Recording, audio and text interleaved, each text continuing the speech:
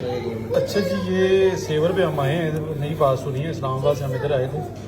ये पिंडी में 100% है, पिंडी 16% है। ये उन पर बस लेटर है पंजाब रेवेन्यू अथॉरिटी का, ये भी आप देखें। और इस्लामाबाद में 5% है। पिंडी बिहार की जद भी नहीं आता, ये क्या है इनका? क्यों है जी मैं सर, कैसा क्यों है? इस्लामाबाद में 5% हमारी जो ब्रांच इस्लामाबाद में आ रही है, हाँ हाँ, वहाँ पे 5 ये तो पूरे पाकिस्तान में एक ही जैसे होना चाहिए। जो नई ब्रांच ओपन है ये भी वहाँ भी 5% है।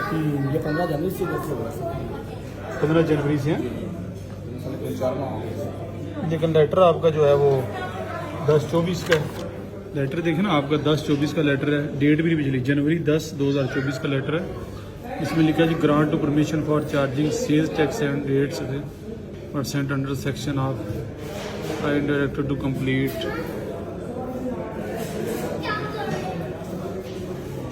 एक ही है जी, ये लिखे हैं मेंशन एक ही लिखे है रेट ऑफ 16% लिखे हुआ है कि 16% चार्ज करेंगे इंस्टेड ऑफ 5%। हाँ। फर्स्ट टाइम नहीं है इस तरह